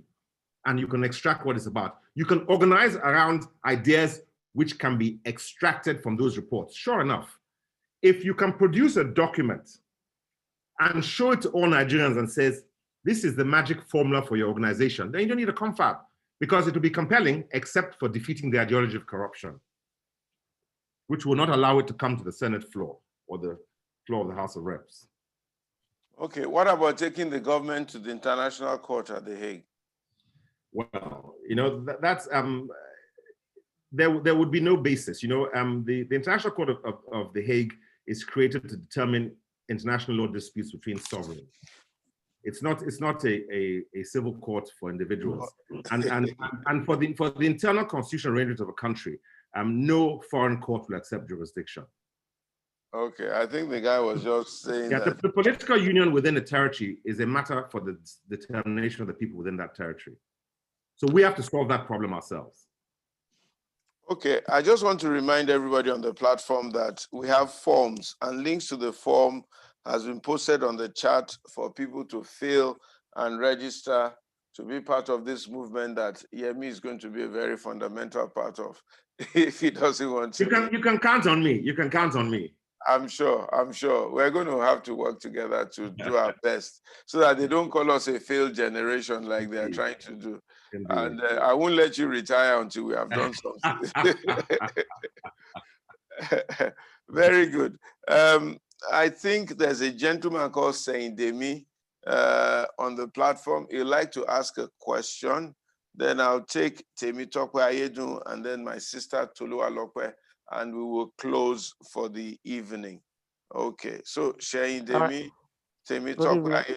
Yes, Saint Demi, let's hear you. Make it very quick. Good evening, Uncle Yemi. Good evening, Okay, sir. okay. I really appreciate you coming online, and this is a very wonderful platform, and we're really looking up to you as working together like a team to make sure that this country um, is turned around for good for us. Now, the question I want to ask is: now, I read in an article that the present constitution we are using right now is actually something that was developed or that was written by the military. But it's like they were actually reviewing this same constitution. Now, we are in democracy system of government right now, and federal we are operating on um, federal system of government. Why can't they say they want to sit down and set up a constitution that is going to work for the federation? And how can we, the youth, protest against this so that they can come up with a constitution for the federal system and the democracy as a whole, so they can abolish that which the military has set up for us to use? And another question I want to ask is that these people that are these political people that are there, they are elderly, and they have what they call this financial strong backup against we the youth. And aside the financial backup that they have, I think they are in a particular kind of power. Let me put it like occultic. That if you are not among them, there is no way. It is very difficult for you to make an end. You really pray and God actually direct you. So I am even if some people are they have good intentions, they have ideas, they have good plans. The moment you want to say, okay, you are joining the politics, let me say like APC for instance, you are there and you have an idea and you actually have a good decision, you can actually turn things around positively. But if you are not in that carcass of them, they are going to shank you off of it. Okay. Is there any way somebody can do without joining their carcass and they still make that person okay? Being in that kind of position to so there's a to make an impact in turning the situation of the society. Thanks very much. You've asked three questions. The first one is, I had already identified the fact that the present constitution was the creation of a military government. And what we see is the document which starts, "We the people," but in fact, it is an appendix to a decree which says that the military has reviewed the decisions of the Constituent Assembly and they have decided to review and modify certain aspects, and now they give us the constitution. So it's the document itself tells a lie, as Chief William said many years ago, against itself. As to what the youth can do, the youth have to organize around common interests. You don't have to organize in Lagos as to who's going to win the election in Borno State. You have to organize in Lagos about your streets and your roads and your lighting in Lagos State. And you have to make your voice heard in those groups. And the question of occultic participation, we're very superstitious people, and it's true. We think that oaths bind, and so this happens a lot. Christians and Muslims will go into politics and they will go and swear before Shango or Ayelala or over the grave of somebody in the bush somewhere. Well, this is just people's natural superstition, and what those things do is to commit you by fear to a false ideology. I think that's what it is. So I would not propose that anyone goes into any party where you cannot see clearly that they have an ideology around which you can organize, and you do not see people who are actually genuinely promoting those ideologies. If you go into a party whose ideology is stealing, then of course they're going to bind you, because you cannot start a criminal conspiracy unless you are sure that those who are participating will keep silent. And that's the purpose of making you swear over a dead goat in the middle of the bush. Thank you very much. All right. There's a gentleman called Good Ayahu, and I think he's based in the US. He says, if this marriage called Nigeria cannot live happily and equitably as one due to fundamental irreconcilable differences. I don't know if he's been through a divorce before. Sounds very long. Over 6 years. How can it peacefully agree to a peaceful divorce? That's a question he's asking. Good, I am. You understand? I don't know if you want to take on that question. Can I quickly? I don't think that the differences in Nigeria are irreconcilable. I think if we take a bit further the divorce analogy, you know, you first go to marriage guidance counseling, you speak to elders, you take yourselves out for dinner, and as the old Millie Jackson song says, if you're not back in love by Monday, then you go your separate ways. Pastor Ito, you may remember that song. I don't remember.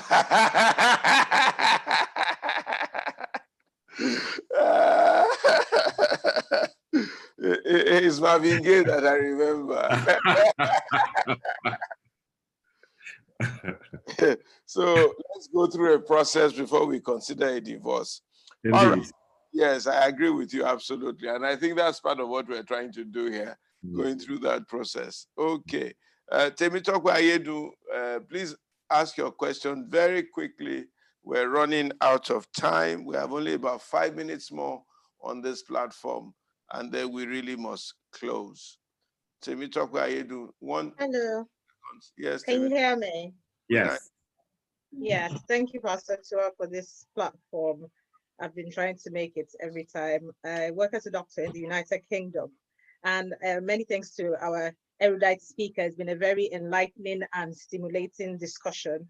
And I think you've shown us Nigeria through a mirror, and we're not looking very pretty, but I'm hoping we can do something about it. So very quickly, you've mentioned about... we'll be back in love by Monday. That's what it is. I really hope so. So you've mentioned something about a revolt being different from a revolution. And my mother keeps saying when she hears something about Nigeria, we need a revolution. But we want this revolution to happen in our lifetime. How do we set the ball rolling? How we want to be part of it? That's part of the reason why we're always on this platform, because we're passionate about Nigeria. We want it to work. We want to be able to live in a better Nigeria and hand that over to the next set of people coming. The second thing is about the judiciary, which is your turf. And since the judiciary is supposed to uphold the rule of law, and you said in many ways it's compromised, it's ineffective, how do you think it can be sanitized? Because when any fight happens, we are taking it to the courts, but then who takes the judge to court? Who sorts that out? Okay. Thank you. The first question as to revolution, the first thing I should say is that a revolution doesn't have to be sticks and stones. In law, a revolution is an event which upturns the existing political and legal order. That is a matter which became significant in the famous case called Lakami and the Attorney General of Western Nigeria, where the Supreme Court held that the revolt that took place in January 15th, 1966, where the President of the Senate handed over power to the military, was not a revolution in law, because it was a consensual arrangement. For a reason, the President of the Senate handed over to Ironsi, and they did not seize power. But a revolution upturns the political and legal order. You can do this by political means. You can do this by organizing. You can do this by rendering irrelevant or ineffective or incompetent the existing legal and political order. The existing political order is superintended by a corrupt ideology and the conspirators to that ideology. And so you have to take political action. Secondly, you speak about the judiciary, so it ties neatly into the question of legal order. You have to upturn the legal order so that going forward, a new legal order takes its place. I think that the legal order, which is superintended by the Nigerian judiciary, is politically compromised. Because of the political compromise and because of the give and take between political actors and the judges feel free, even those who aren't involved in political manipulation, to, I mean, the idea that a court would decide an election, it's just so anti-democratic, because if the election is so tainted with illegality The fundamental idea of a democracy, which is supposed to be foundational to our constitution, means judges should say, we cannot uphold this election. You must go and test the will of the people again. An election that does not test the will of the people is stolen. So because those judges have been compromised and complicit and enticed by political actors, they can do a whole series of things. So if I can do a deal to give you the governorship of Borno State or the governorship of Kaduna State, what's to stop me from taking money from the chairman of XX Bank or the chairman of this oil company? We're all thieves. As someone said, I'm sorry to keep using Yoruba language, but when they say Enitomuloli, is the person that they caught, that they catch that is a thief. So everybody else goes around honorable in nice fancy gowns. Some guy who was driving a bicycle comes to your house in an S-class and is the leader of local government in Ekiti State. You don't ask them where the money is from. They have been enlisted in a conspiracy. So these things are going to continue. One of the ways to obtain a legal order is to render it irrelevant. What are they doing with this stolen money apart from fomenting trouble and persisting in political power? I see these fools on the plane in Gucci shoes and expensive handbags, and these are men. And if this is the height of their ambition, these people are not worthy of any consideration. In the old days, there's some very important Nigerians who would go into the dance floor at a Sunny Ade party, and another one would walk off. Because social ostracism is a powerful social and political tool. You have to make them know they don't matter. You don't have to run and beg them for anything. You don't have to hail them and shout honorable. Why call somebody honorable when he's not honorable? Why call someone distinguished when he's not? We have to, it's a social mechanism first before it's political. We don't like what you're doing. We're not going to give you the honor. And then we're going to organize our own interests in a way that excludes you. Eventually, they will become irrelevant to you. Then every 4 years, they will turn up and give money to a few people, and they'll take the money. But the idea of, I saw a cartoon the other day, every 4 years, they give you a can of groundnut oil and they take your head away. That's what's happening. We need to explain to people that they're eating their own heads. If I may finish with another Yoruba proverb that Pastor Itwa will know. They said, Allah ruton je bread, shawari alone je tilmo. And Allah, a poor man who's eating bread, in fact, he doesn't know he's eating the scalp of his own head. Yes. So yeah. Next time we speak, I'll be using Igbo or Hausa proverbs. Okay, by that time, hopefully. Candide-Johnson, I know you desperately want to ask your question, and then I'll take that to last. Good evening, sir. Thanks so much. I'm happy for the opportunity, sir. 30 seconds. We need to sign off. Okay, thanks so much, sir. I have two questions, but I will ask only one, sir. Now, sir, 2 days ago, I was driving, taking my son somewhere, because I suspect that he asked me a question. I suspect his question was motivated by the bad roads that we were passing through. And he said, if the president is not doing anything at all, and the governor is working very well, before I answer that, he put it again, that if all the governors in Nigeria are working very well, and the president is not doing anything, can Nigeria still develop? I have been finding it difficult to answer that question. I don't know if the learned answer is no. will assist me. The answer is what, no. Sir? The answer is okay, no. Sir, okay, I'm hearing you, sir. The answer is no. If those who control the levers of governmental power do nothing, they have no interest except in feathering their own nest, then there will be no progress and the roads will not be fixed. And what was going to happen is that you, who are his father, will have to decide whether when the next election comes out, you're going to sit in your house and watch Man United on TV when elections are going on, or whether ahead of that you would. Sorry. His question is, Yemi? Okay, sorry. If the governors are working and the president is not working, that's if the question, sir. Are working, and if the president is not working, will the state or the nation still work? That's his question. Well, this is the problem. I'm sorry, I didn't hear the question correctly. This is the problem of the political structure. If you have a structure where power is devolved to the areas of where it's most connected to the people, then governors will have many more bits of responsibility than the president.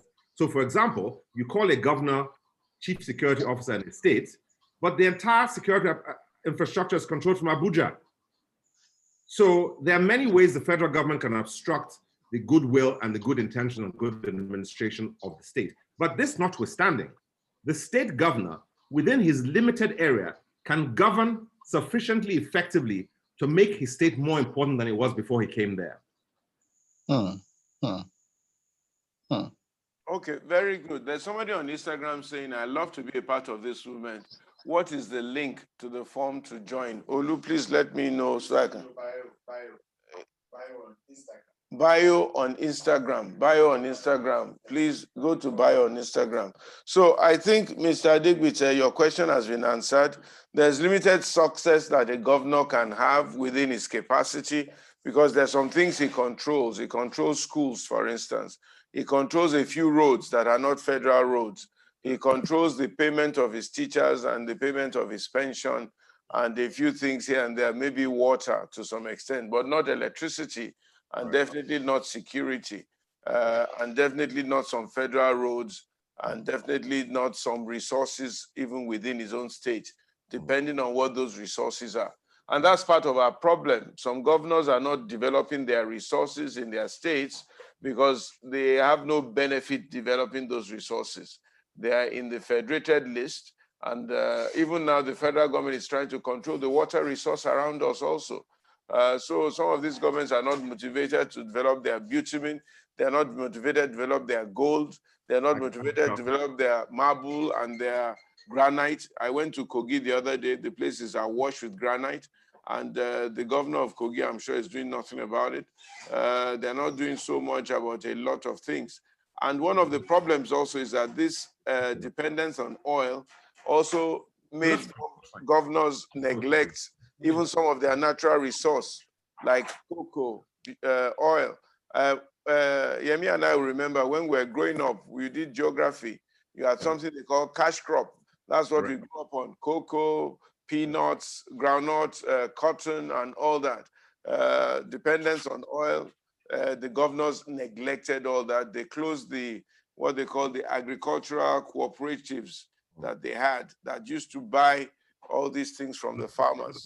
Produce boards as well, produce boards and all that. So this unitary government and this whatever you call destroyed all those things, which we grew up on. And that's part of what we need to go back to in developing a new constitution so that all the resources under the ground and above it can be harnessed. So let me take the final question from my sister, Tolu. Please ask your question, and then we will take a closing prayer from Reverend Yemi Johnson. Good evening, everybody. President-elect. Good evening. Well, that would be a good one. Good evening, Yemi. Thank you very much. A word of caution. You've spoken very candidly. I hope they are not going to come and arrest you overnight. I'll start to run now. Don't worry, we will be right behind you. Anyway, I have two questions. One of which is predicated on the fact that the country is federated and in states. But truly speaking, in the villages and the communities, the old order still exists. It is the Kabiesi, the Oba or the Bale, and it is the social groups and the age groups that command how things are done in the villages. I do not think that you can buy a piece of land in my village in Ewohimi or in Okebo, and I have to come to Ondo state government or to Edo state government to get C of O or to have them give me the land. You know, because the land, everybody knows whose land is what. And it is the owners of the land that determine who they give their land to. So the old order still exists by and large. And if we build on the old order, really, it is a way to making the federated order irrelevant. I have always said to many people in politics that make your state relevant, make federal irrelevant. Lagos State, by and large, made federal irrelevant. Other states can do the same. Amotekun came out of making the security need of the people. And when a revered silk in your pedigree, all well, stood up and said it is not allowed, the whole country said, in where? Are you telling me that I should not put my guard in front of my gates? And see how it ended. And hopefully it will progress properly. So we can actually take back our country as people. And this is one of the ways towards it, this leadership, this other venues, this having a template for your community and saying, we can do this, we can contribute this, and so on. So that's just to put that in the pot. The second one is that in the North, I have a number of friends from the North who themselves feel that we down South are looking down on them, and who somebody said, I in fact don't want to relate with people who don't respect me or who don't think I'm of any value.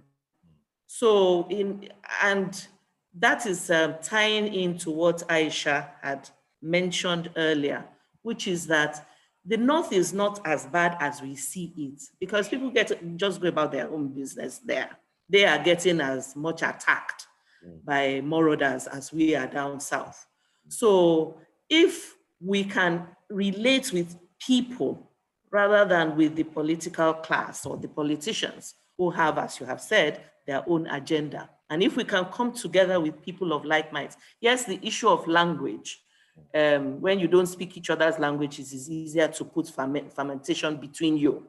But there are things that happened in different parts of the country. And I think we can go back to these things and harness them. So I don't really have a question, but I think that with your vast knowledge and knowledge of other people on this platform, we can look at those two parameters and say, is there something we can build on this? Is there a way we can move on this? And then going back to what PI mentioned, that states didn't do things and we can't do things by ourselves. I find that we can actually do things by ourselves in these individual states and communities. And I'm telling her, don't call me now. Can you switch off your mics, please? Thank you. You know, so really, each state can do what. Don't mind. Well, no, I'll end it. I'll end it there. I'm sure you got what I was trying to say. Thanks very much. Very useful. You're right. You know, 100 years of British rule did not destroy our traditional institutions, did not destroy our culture, our history, our way of life. Sure you are not, the fact is that Nigeria and many of the constituent parts of Nigeria, the Nok, the Kana Borno, the Yoruba, had a history of political organization and government which preceded the British. I mean, the Ife Kingdom seemed to have been established in 1000 AD. How much of that history is taught to us? So the idea that the British turned up here and all of a sudden met these naked savages and took us their government, they simply created a government that suited them. And we can build on our traditional institutions. We should not neglect them. We should not look down on them.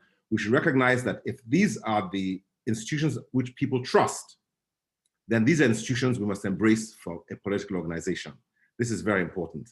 And the second point about the North, you're right. This question of, there's a great deal of suspicion. Traditionally, at the creation of Nigeria, there were mutual suspicions between the North and the South. And this played out in the parliament when the contest, as to when we would get independence. But you correctly identify that we have so many common. These days, I know in Borno who are closer to me politically than people who live in Lagos. So the fact is that ideology around interests can be organized in a way that reaches across the nation. And we've passed the stage now. After 60 years, we've all made so much achievement. As Aisha said, we don't recognize the power of the informal economy in the North. I lived in the North for 6 years and sounded perfectly well.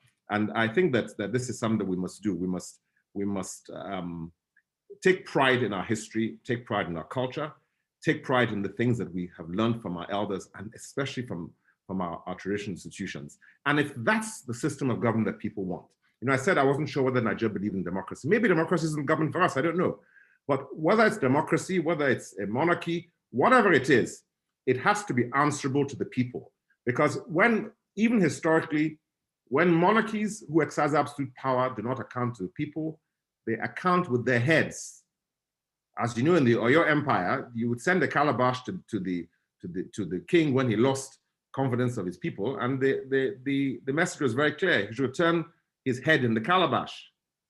So we need to say things that we understand. We need to, if people don't understand, I started by explaining about Kelson's pure theory of law. No, I have no doubt that hardly anybody on this.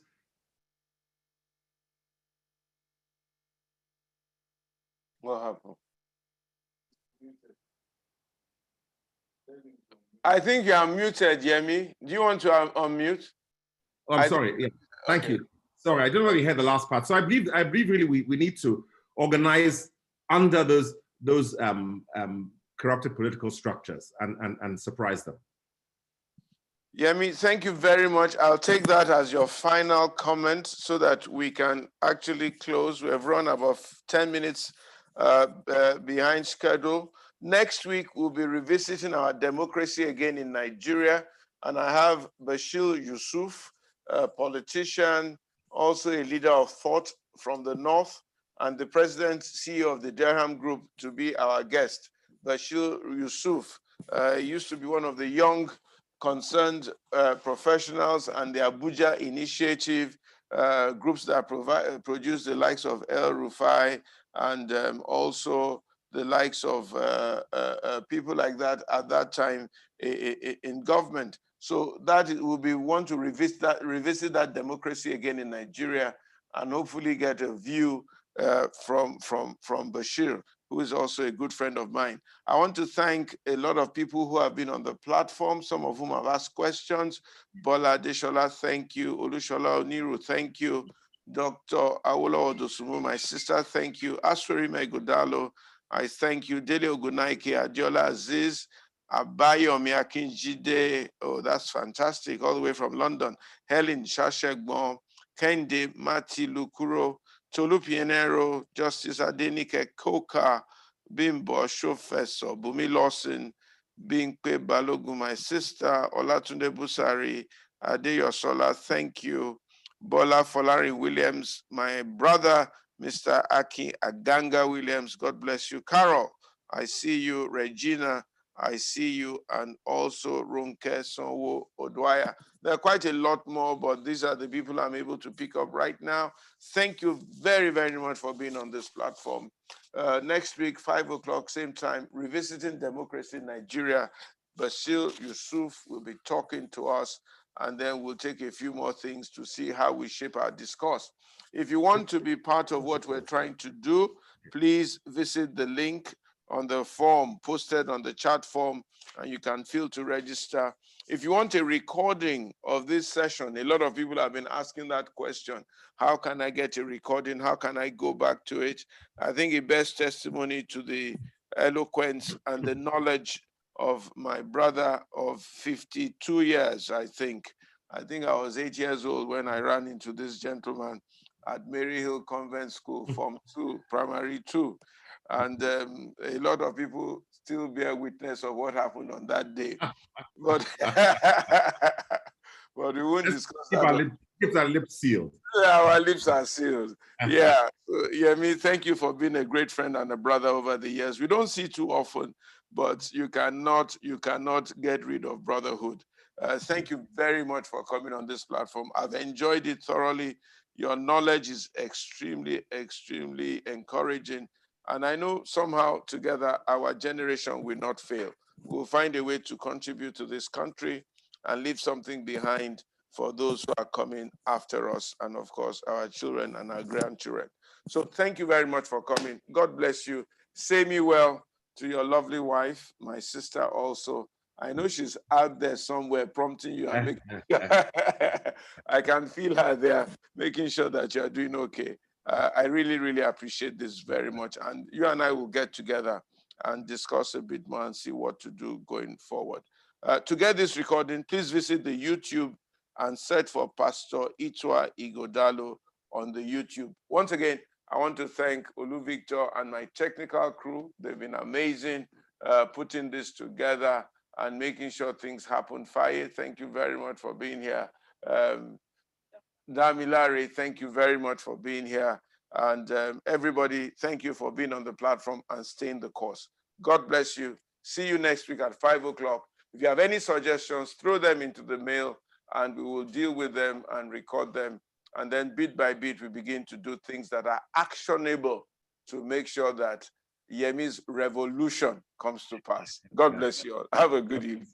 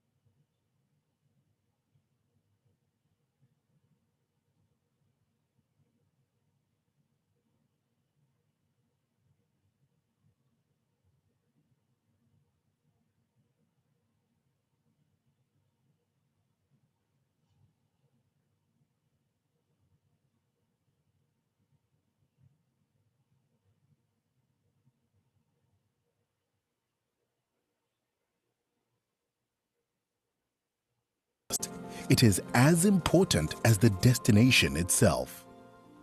That's why it is crucial to plan the route in advance and make sure everyone is on board. So how do we design the process? Who writes the constitution and how do they do it? Most constitutions claim to be made by we the people.